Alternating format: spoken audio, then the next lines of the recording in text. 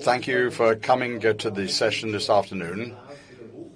And perhaps you also participated in other activities of the World Economic Forum in the open forum sessions during the course of the week. We've had films, we've had discussions, we've had a number of different topics which we've been handling. And I think it is great that more than 3,000 people have actually come to the forum. And also there are thousands more people who've been watching on live streaming and who are aware of all the different activities we've been putting on here. So a big word of thanks to you for all that. I think that is also very important that a lot of young people have been participating in the open forum. And that for us is always an incentive to make sure that we choose subjects which are important to everybody. I'll switch to English. I have to introduce you to an incredible initiative that the Youth Forum Switzerland has done, and actually it has been the international school in Zug and Lucerne who came here last year. And they were intrigued by what was going on, and they felt, well, why don't we do something like this?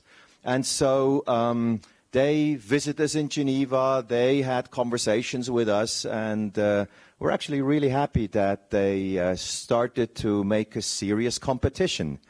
And so what I'd like to do is let's watch a short movie of how their event was just a couple of weeks ago, and then I'd like to introduce two of the organizers to you who were working on that. So let's have a look at the Youth Forum Switzerland's event a couple of weeks back.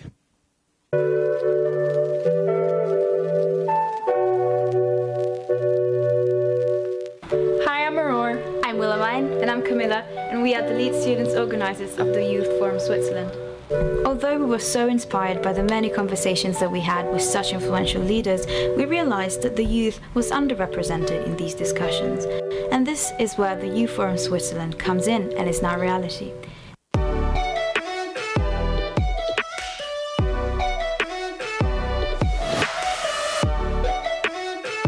This event is based around the idea of the youth being empowered to really invest themselves in global issues that they are passionate about and that really interest them.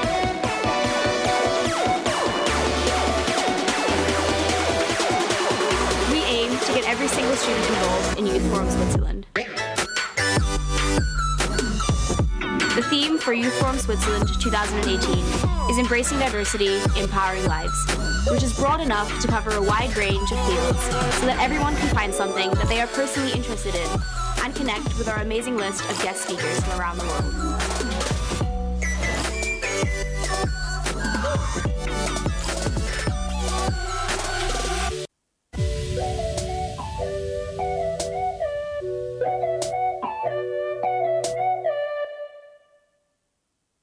Fantastic. Now, please welcome two of the organizers with a very, very warm applause here up on stage. Camilla and Willemijn, would you please join me here? And do please explain us how this all worked out and how did you go about this and what your experiences were. Thank you. Hello, everyone. Thank you so much for this introduction.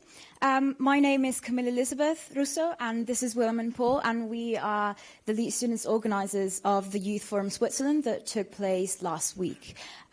So we kind of showed you the video, and we hope that you got an idea of what our event is all about, but we would really like to talk to you about where all of this came from. So, as it was mentioned before, last year we came here for 2 days in Davos, and we got to speak to so many inspirational and so many powerful people.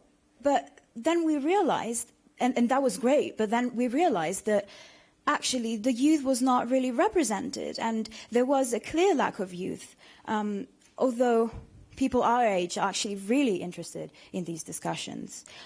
So we contacted, when we were organizing the forum, we contacted Michelle Mischler from here, the Open Forum, and we met her in Geneva at the WEF headquarters, and she has been, and as well her team, so incredibly supportive of our initiative.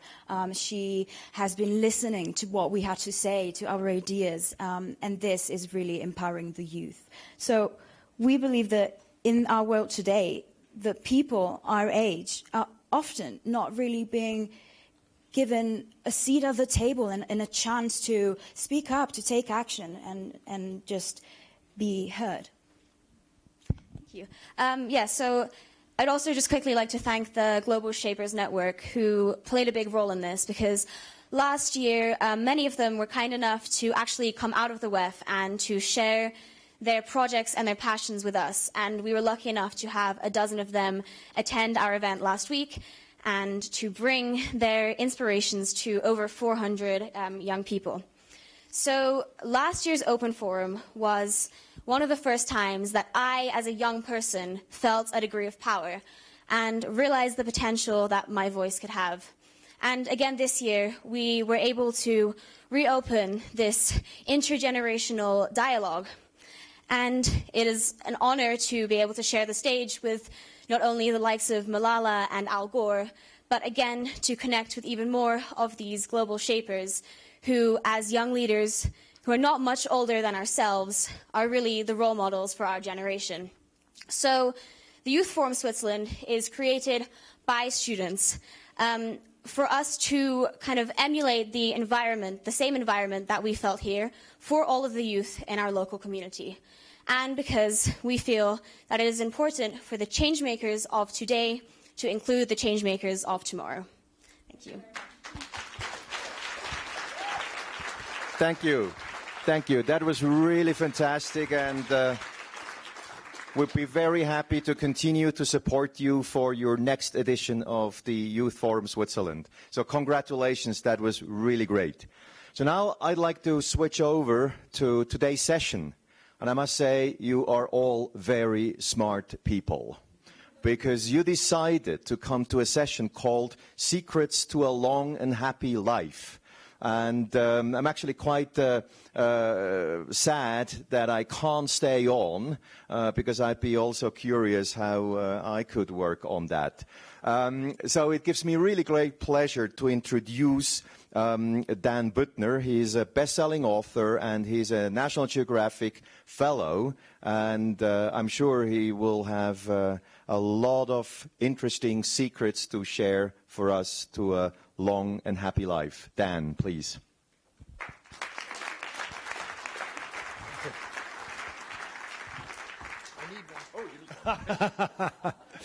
Well, I just want to say, first of all, it's nice to get out of the Congress Center and actually get to see a little bit of the real Davos, and thank you for coming out. I'm going to talk about the world's happiest people and the lessons they have to teach us. But first, I want to start with you. And I'm going to start, actually, by identifying the happiest people in the audience. And in order to do that, I need to ask you two binary questions. The first question is whether you think life is long or short. So if you think that life is long, raise your hand. If you think that life is long. Now raise your hand if you think life is short. All right? Second question, whether or not you think life is hard or easy. Raise your hand if you think life is hard. Life is, minority. Raise your hand if you think life is easy. There we go. Of course, you live in Davos. All right, I want everybody who raised their hands thinking that life is long and easy to stand up. Stand up. Don't worry, I won't humiliate you. Too bad. Okay, stay standing.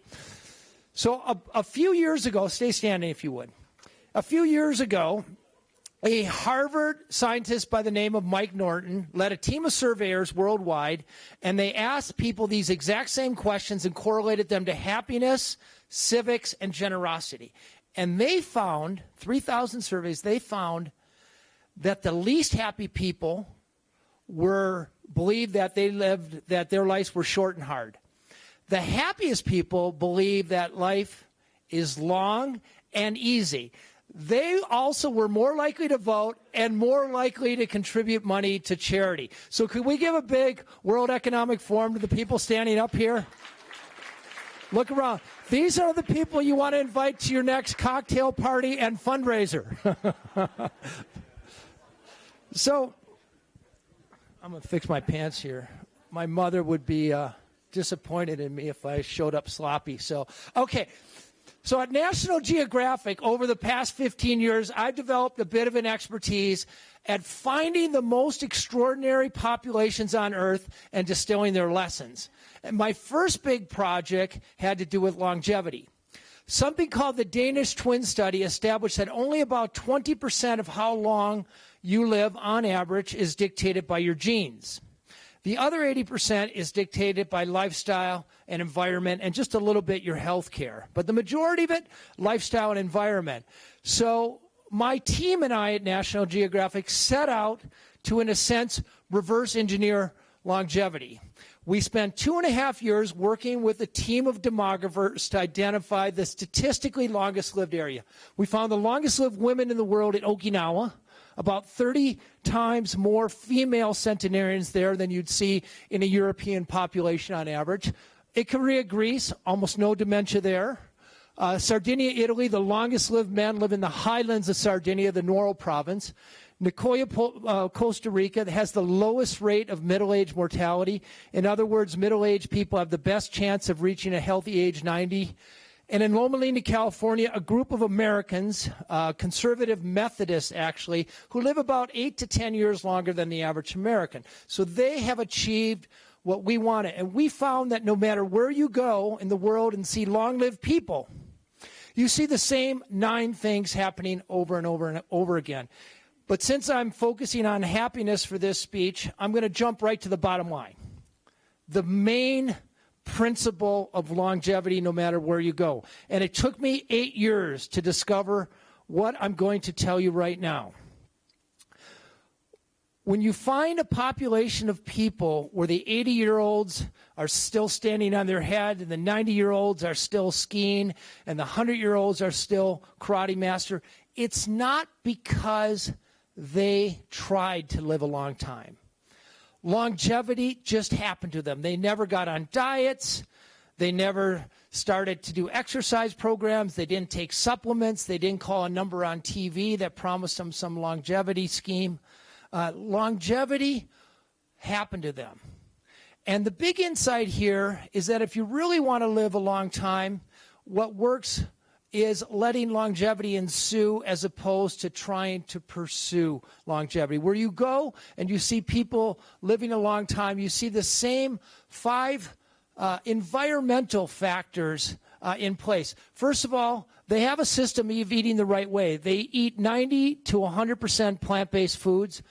4 foods you see in every longevity culture in the world as their main staples: whole grains, greens, nuts, and beans. They eat about a cup of beans a day. They move naturally. They don't exercise in the way we think of exercise, but every time they go to work or to school or to a friend's house, it occasions a walk. They have gardens. They don't have mechanical conveniences to help them do housework or yard work or kitchen work. They're doing it by hand. Every 20 minutes or so, they're nudged into a little bit of physical activity, which not only adds up to more calorie burning than you do in a gym, but it keeps their metabolism at a higher rate.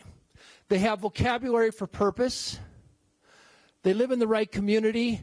They have vocabulary for purpose. They surround themselves with the right people, and they live in a community that has an environment that facilitates these behaviors. So it's an interconnected, mutually supporting cluster of environmental factors that adds up to longevity. So to do a study like this responsibly, you have to be able to measure it carefully. You can't just go by anecdote. And when it comes to longevity, the exercise is pretty straightforward. You go back about 100 years, and you find a population of people born, say, between 1915 and 1920, and then you have to follow them their entire lives, adjust for immigration and emigration. Yes, this is the same person, and you see how many people are still alive. It's pretty straightforward math. There's a lot of places that we thought were long-lived. The Caucasus of the Soviet Union, Vilcabamba Valley of Ecuador, Hunza Valley of Pakistan, they've all been debunked. We did the research to make sure these are truly longevitous places. So longevity is pretty easy to measure, but how about happiness? Happiness is a little spongier. You could find somebody who's smiling today, but they may be depressed for the rest of the month. Or they don't exactly know if they're happy, or if they don't exactly know what you're talking about, or they may have just had a few cocktails or a few glasses of beer. So how do you measure happiness? Well, I'm proud to say that this past year, I brokered a very innovative study to measure happiness, and it involved Google, a collaboration between Google, Gallup, and the University of Pennsylvania's World Wellbeing Project. And they correlated what you look for on the internet, what you search for on the internet in 200 cities, and they correlated it with your happiness. And they found actually that what you look for on the internet is a better predictor of your happiness than your income or your education level. This study also revealed that people who own dogs and look for information about their dogs are happier than cat owners. People who are looking for action movies or comedy movies are happier than people looking for romance movies. And in case you like your romance by yourself in private, people who are looking for softcore porn are happier than those who like the harder stuff. And don't worry, this was anonymized data. We do not know who you are. But for a recent article I wrote in National Geographic, I wrote the cover story for the November issue, and a book called Blue Zones of Happiness. We dove into a much bigger ocean of data.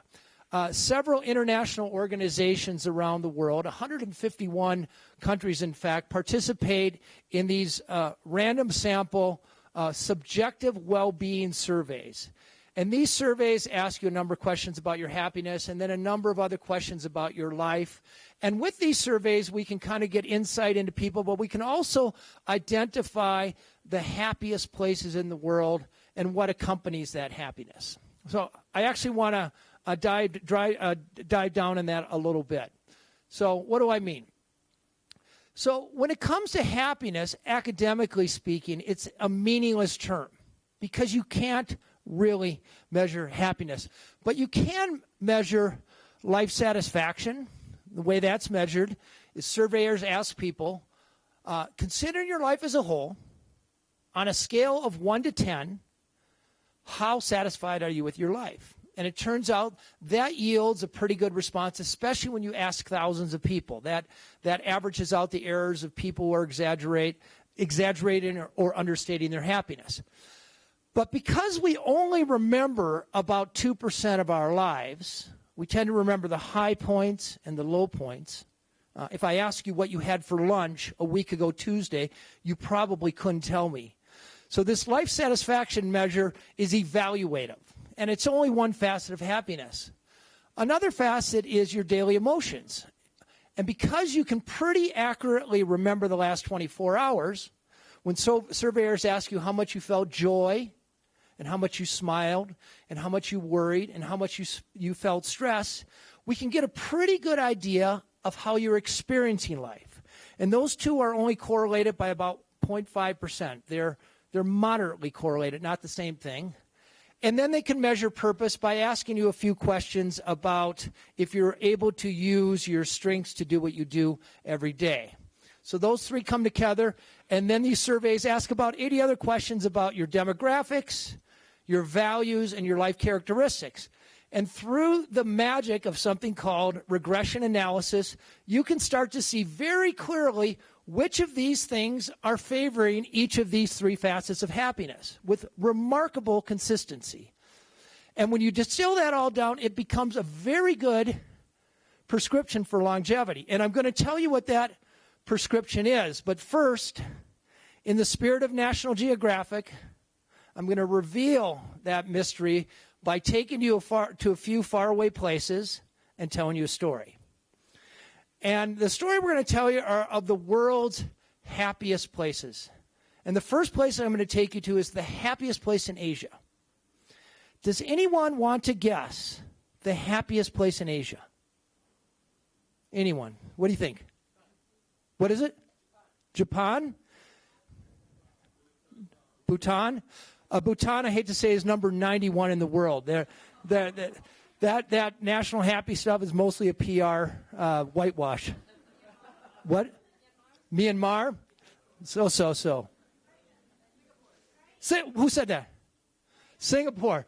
Thailand actually was top last year, but over the past 5 years, it's been Singapore. When you average the last five years together, Singapore comes out on top on both life satisfaction and absence of negative affect. So Singapore is kind of an amazing place. In 1965, it was mostly a fishing village. And in the last 40 or 50 years, they've had the most remarkable economic success in the history of the world. Their economy has doubled 15 times, giving people a feeling of constantly getting better. They have one of the highest GDPs in the world and also one of the highest life expectancy. 5 different ethnicities live there in remarkable harmony. The Indians, the Malay, Muslims, and the Han Chinese. And this isn't by chance, by the way. This entire country, I believe, was architected by this man right here, Lee Kuan Yew, a Cambridge-educated lawyer, speaks the Queen's English, but supremely understands the values of the Asian people he is overseeing. In Europe and the United States, we operate under a set of Judeo-Christian values. We tend to celebrate self-actualization and individualism, whereas in Asia, Confucian values, they tend to value more security and harmony and respect. And they're a little bit more collective. So he went about building a society based on the values of the people who live there. He made sure that everybody could own their own home. People take care of their own home better than they take care of a rented home. But not just that, he made sure that every housing project reflected the ethnic diversity of the entire country. So you did not have a ghetto of the Malay, and you didn't have a gated community of the Han Chinese. Kids of all ethnicities went to school together, they worked together, they all had equal opportunity. He was very tough on crime and also very tough on enforcement, and that's very conscious. If you get caught doing a violent crime, you're probably going to get caned, which is violent. You basically get beaten. If you get caught with more than 15 grams of an opioid, you'll be put to death. Now that sounds draconian, but and indeed a few dozen people are hung every year because they're caught with drugs. But on the other hand, they don't have an opioid crisis. Where I come from in the United States, about 45,000 people die every year from opioid ODs. We spend $500 billion, and that problem ripples down to children. It ripples down to people who end up going to prison, causes a lot of misery. Also being very tough on crime, women and children can walk any place in the entire country day and night and be pretty sure they will not be accosted or become a victim of a crime. And when it comes to straight aggregate misery or aggregate happiness, this emphasis on security over absolute freedom is producing more, to put it bluntly, happiness. I'm not saying I advocate it, but it's working very well for the Singaporeans. Singapore delivers a type of happiness for people who like a clear path to success. Work hard, keep your head down, forego some pleasures of today, and you're almost assured financial success in the future. Your mother will be proud of you, your friends will be impressed, and you'll have this very high life satisfaction. But this type of happiness is mostly happiness you see in the rearview mirror. But it's still important. If you think you're happy, that actually counts. On the other side of the planet, we found another happy population in northern Denmark. And this is a place that excels. They have the top scores in the world for equality, Trust and tolerance. So these trust, tolerance, and equality are actually more important than raising GDP when it comes to delivering happiness. GDP is important for really poor countries like Bangladesh or Paraguay, but they're really not that important for countries like the United States or Switzerland. In other words, working really hard to raise GDP is not going to raise happiness much, but raising trust, tolerance, and equality will. The whole Danish cliche that the reason they're happy is because they have low expectations could not be further from the truth. Every man, woman, and child in the country expects free education, and when they go to college, not only do they expect free tuition, they expect to be paid to go to the university, and they do. They expect free health care, and when they have a baby, they expect to have 10 months to make sure they can stay home, paternity or maternity leave, to make sure that baby gets a good start. And they expect to retire with complete comfort. And indeed, Danes over age 60 are the happiest cohort of people in the entire world. So this is a place, since all their basic needs are taken care of, it's a place that does not celebrate ambition very much. So all the incentives are in place for you to get a job that you really love. In America, only about 30% of Americans love their job, according to Gallup.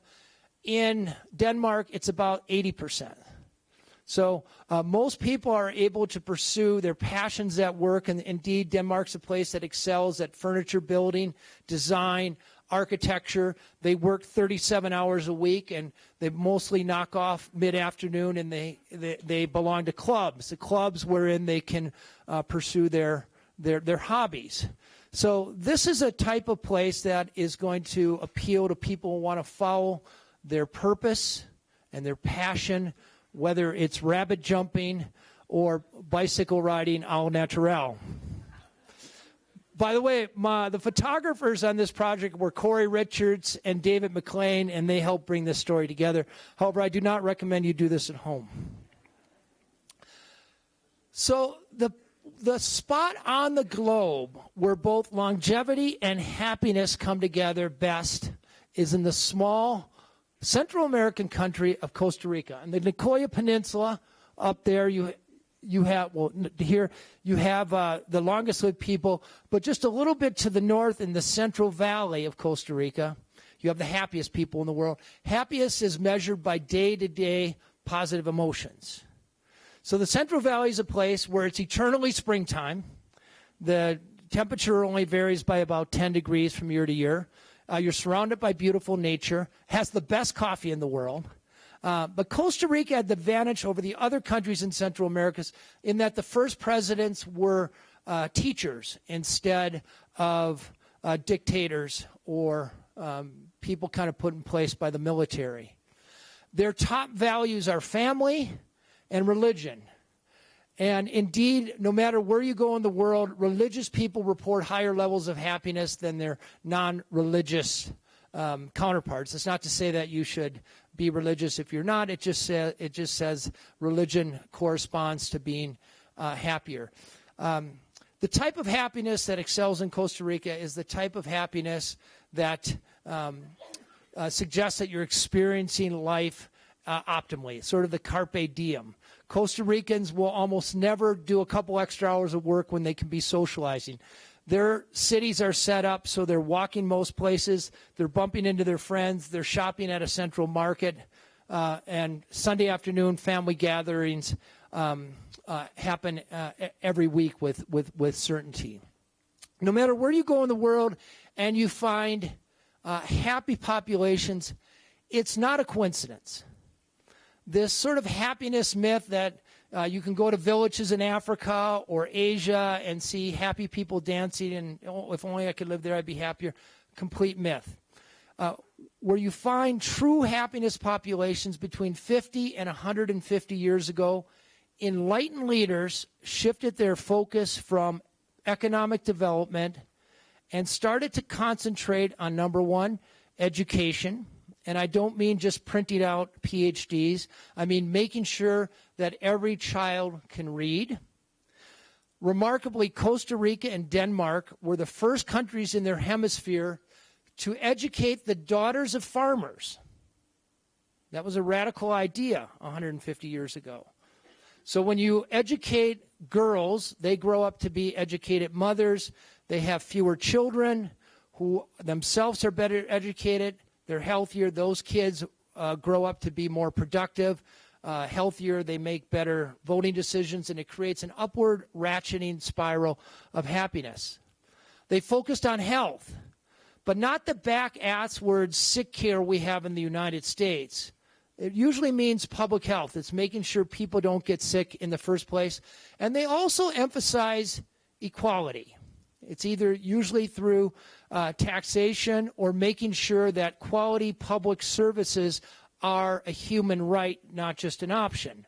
And the reason why this delivers happiness is because $100 or an extra $100 or 100 francs in the hands of a single mother provides much more happiness than the extra $100 in the hands of a millionaire. So that works for countries. But when it comes to individuals, the secret is really about a balanced portfolio. In the same way, for your financial life, your financial advisor will tell you to have cash, stocks, and bonds. When it comes to happiness, I will tell you to make sure you're enjoying your life a little bit every day, you know your sense of purpose, and you're making enough effort so you can look back on your life and be proud. And these three come together like strands in a rope that make for strong, authentic happiness. But it turns out different things favor each of these three. When it comes to life satisfaction, working full-time, making sure you're making at least the equivalent of $75,000 a year, and being financially secure will help you with that life satisfaction. When it comes to purpose, it's more important that you know your values, you know your strengths, you know your passions, and you're putting those to work, or you're caring for others. And when it comes from optimal daily emotions, you want to make sure you're given at least 7 hours of sleep no matter what. You have some access to nature, and you're maximizing vacation. There's actually a set of factors that favor at least two of these. Having a faith, going to college, and have kids is good for your life satisfaction and your purpose. Not so great for your daily affect or daily meditating and volunteering when it comes to purpose and daily emotions. And it seems that if you're having sex at least twice weekly, it's not only good for your daily experience, but you'll be very happy with your life indeed. The sweet spot, however, are these 5 things. Making sure you have a job that addresses your passions and your gifts. Socializing at least 7 hours a day. The happiest people in the world are having face-to-face conversations at least 7 hours a day. Owning a dog. Being married. Not all couples are happy, but you're about 3 times more likely to be happy if you can stick your marriage out for 10 years than people who throw in the towel and get divorced. And the most important thing is this right here. Right home. So if happiness were a cake recipe, important ingredients include having food, having shelter, having some health care, having a job, marrying the right person, having a feeling like you're giving back. But the most important ingredient, the ingredient with the most variability, is where you live. In other words, if you live in an unhappy place and move to a happy place, it's the most powerful thing you can do to increase the likelihood of happiness. And we know this because we followed immigrants when they moved from Moldavia to Copenhagen and when they moved from happy places in Africa and Asia to Canada. Within 1 year, they start reporting the elevated happiness levels of their adoptive home. Their gender doesn't change, their age doesn't change much, their education doesn't change, their sexual preference doesn't change. All they did was move. Not all of us can pick up and leave our lives and move to a happier place, but statistics tell us a few long-term changes to our environment we can do to stack the deck in favor of our own personal happiness. So most of us spend most of our lives within about 8 kilometers of our home. And I've identified 6 domains that you can optimize with long-term interventions. When it comes to the individual, I'm not a big believer in positive psychology. Appreciation journals and savoring and gratitude, they're nice ideas. They might work in the short run, but as soon as people stop doing them, lose discipline or attention, they stop working. However, learning how to meditate, and I mean a deep training like Vipassana, does, it seems, rewire your brain so you can better appreciate the moment. When it comes to your finances domain, you're better, and you have a little bit extra money, you're much better off buying insurance, paying off your mortgage, or getting involved in automatic savings plans than you are buying a new pair of shoes or a new electronic gadget. Because the utility or the luster of a new thing wears off in 9 to 14 months, whereas financial security will last years, decades, or a lifetime. A much better investment, if you will, in happiness. When it comes to your home, making sure there's lots of natural light. Making sure you're nudged into social interaction by favoring the front of your house that faces the street rather than the backyard. Organizing something that I call a pride shrine. Finding one place in your house where you walk by every day and you put up pictures of your children, your accomplishments, of your favorite vacation destination. So every time you walk by, you get a little surge of joy. Goes back to that idea of positive emotions. Social network, it's huge. We now know that if your 3 best friends are obese, there's a 150% better chance that you'll be overweight yourself. Drug use is contagious. Alcoholism is contagious. Unhappiness is contagious. Even loneliness is contagious. You really kind of are the sum of your 5 best friends. And while I won't tell you to dump your fat, unhappy friends, I will tell you that proactively bringing some healthy and happy people into your social network will have a lasting impact on your own happiness and health. So curating that is very important. Every new happy friend you add to your social network increases your own chance of happiness by 15%. When it comes to your job, if you're making at least $75,000 a year, you should really be thinking about ratcheting back and focusing on your passions. If you can't leave your job, which most of us can't, the number one most important thing you can do to add happiness to your work experience is, and this comes from 2 million surveys, make a best friend at work. More important than money, more important than recognition, more important even than having a great boss. And then finally, thinking about how you can optimize your community. So with National Geographic and Gallup, we did a big study to identify the happiest places in the United States. U.S. isn't that different than Europe. But we find that no matter where you go, where people are reporting high happiness in all 3 of these facets, they tend to be very bikeable communities, walkable communities, with easy access to recreation, and with a leadership that focuses on quality of life, as opposed to just development.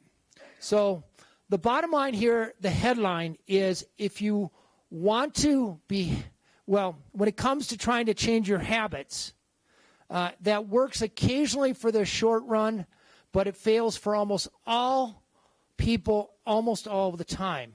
So if you want to live longer or be happier, don't try to change your behavior, change your environment.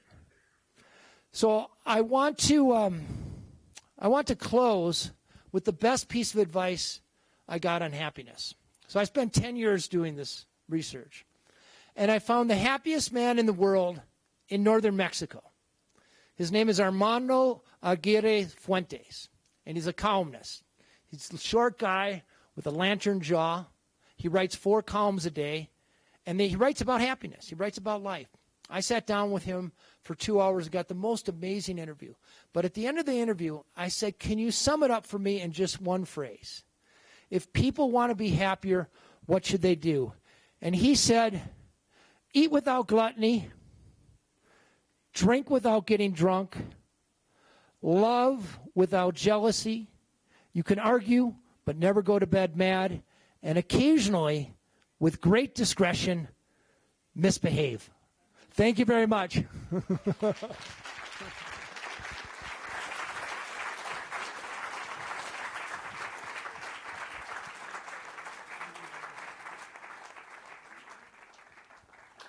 Thanks, Dan. I'm Linda Grattan. I'm Professor of Management Practice at the London Business School. I wrote a book called The 100-Year Life. So like Dan, I'm fantastically interested in how we have wonderful lives. I was one of the people who said I was going to live long and it was going to be easy. We have a very short time for questions. So I'm going to take 2 questions simultaneously. Who's first? Hands up. Remember, I'm a business school teacher, so I'm perfectly capable at just pointing. Who has a question? I have lots of questions, by the way. So these 2, so anyone else got a question? Okay. May I take those first 2 questions from those 2 gentlemen first, and then we'll hear the sort of issues that are on your mind. Thank you. Jim, I had a challenge answering your first 2 questions because the notion of time is really funny. I've been married for 20 years, and it's both a long time and an instant. It's a complete joy, and yet I can't remember being single. And so I had a problem with the first question, answering, is life long, or it was the second one, is life long, or is it short? So let's hold on that. Let's hear a second question. Thank you, Sid. Second question. Or observation. I think that was an observation. Let's have a question. Yeah, hi. I come from Singapore. So a lot of things are going through my mind just now. For those of us in the WEF this year, we've had a lot from Singapore. Yeah. But I've been living in Germany for 7 years, so it's a bit different. And I'm just wondering, how you got your data from. And I know in Singapore there's a land of disparities. So on one hand, we have people who are very satisfied with the government. But on the other hand, we have a problem, a bit of a brain drain problem. So we have about 3 million citizens, and about 220,000 citizens are living overseas and don't want to come back. And these are highly educated people and things like that. So you mentioned earlier as well that it's important to give people education and that broad-based and move everyone forward socially. But then we have a problem that our educated citizens are leaving and not coming back, and some of them take other citizenships. So, so I don't know, how do you reconcile this in terms of happiness? Because it seems to me that Singaporeans, as they get more educated, as more exposed, they get a bit unhappier. And so this whole idea of satisfaction and happiness for me is a bit difficult, because you can be satisfied with your standard of living, but still be unhappy about your purpose in life. Yeah, right. I'm still going to hold, actually, because these are very interesting observations and questions. Anybody else have an observation or a question? Yes, sir, you have. My name is Joseph Persis from Davos. I have a question. We are now in the generation Internet, and I found nothing written from Internet in the points of happiness. Yeah, what do you expect that Internet would change our experience? What is happiness and what is not? Oh, that's a very interesting question. I'm going to take... Anyone else got a question? Because these are such... Yes, you have. What's your question or observation? These are happiness and life satisfaction, by the way, are very contentious issues, and so you're right to be raising some of the questions that you're raising. Yeah. Hi, my name is Federico. I'm a global shaper from El Salvador. And some people here at Davos are saying that social media and Facebook and other platforms are creating, are changing the way our dopamine works in the brain to make us addicted and sometimes sadder. So I was wondering your personal take on that. And then is there any correlation between gratitude and happiness for you? And how do you embrace gratitude in your life? Great. Thank you so much for those questions. A really interesting question about time. A fascinating observation about Singapore. By the way, if you look at the world's cities and look at them by way of creativity, Singapore isn't, as you know, isn't in that list. So there are many different ways of measuring what it is that's happening at the level of a city. And 2 really interesting observations about social media, and we're all talking a great deal about this. In fact, if I were to write my blog on Davos this week, which I will do tomorrow, it will be about artificial intelligence, and the impact of technology on the way we live. Dan, we're completely running out of time, but my question to you is this, exactly these 2 points. What do you have kids, presumably, when they're on their iPhones all the time? How do you feel about that? Well, I hate it. I make them put it away. I have what I call it. So you take the Singaporean view. I have what I call it in my house, iPhone condoms. And they have to put them in there before dinner, and they can't take them. So what happens when they get to an age where you can no longer tell them what to do? Well, so let me address this idea of social media. So National Geographic and we teamed up, and we asked 150,000 people the standard questions for happiness. And by the way, these were developed by Nobel Prize-winning psychologists, a guy by the name of Daniel Kahneman. So they're very carefully, and they seem sort of facile, but actually they've been studied carefully. And when you ask these protocol questions, and you also ask a question about how many hours you're on social media, we find actually that when people are on social media between 0 and about 1 hour a day, it actually contributes to their happiness. And we theorize the reason for that is it connects them in the real world, and it provides some intellectual repose and some nice entertainment. But after that curve, after about 2 hours, the happiness really starts dropping off, and it continues to drop off for 8 hours. And it seems that when you're on social media and trying to live your life online as opposed to in the real world, it's really detrimental to your happiness. I want to answer the very smart gentleman's question about Singapore. So every country has problems. And it's our human nature to see as a whole, the part of the glass that's not full, but the part of the glass that's empty. And that's, by the way, that's the part that we hear about most in the media. But when you ask a random selection of 3,000 Singaporeans these protocol questions, and 3,000, actually about 1,500 random samples is the gold standard. If you ask 1,500 people, you get an answer that's only 1 or 2%. There's only about a 1 or 2% error in the aggregate answer. But when you ask Singaporeans these questions about life satisfaction and how much negativity you felt in the past 24 hours, they most consistently over the past 5 years themselves report the highest satisfaction with their lives and the least amount of daily agony. So my job as an investigator is to pull out some of the correlations and to try to do some investigating reporting. And that's all I try to do. And by the way, I had to condense. I wrote this book called Blue Zones of Happiness, where I unpack the reason with more detail. But, you know, I had about 3 minutes to do it here. So I know it's an insufficient answer, and I'd love to talk to you more about it. I'm conscious of time, actually. We're really coming towards the end of this session. Let me just make summaries and make some observations. All over the world, people are trying to understand how we live, why we live. The work that Dan's done, particularly on why people live long and why they're happy, is incredibly important, because I think I'm a psychologist. And so what it does is it places what we know about psychology, the individual, in the context. But I think, just to summarize and finish with our friend from Singapore here, one of my closest friends is Danish, and she would say just the same as you say about Singapore. She ran away as fast as she could. And actually, that's one of the issues, isn't it? That, in fact, happiness requires a level of conformity that maybe some of us don't want to experience. Maybe some of us don't want to be happy all the time. Maybe we want to be entrepreneurial. Maybe we want to do difficult and different things. And so I think what Dan's work has done is really shown us, if you want to be happy, this is how life is. But if you don't want to be happy, you can do other things as well. Thanks very much. Thank you. Thank you. Nice job.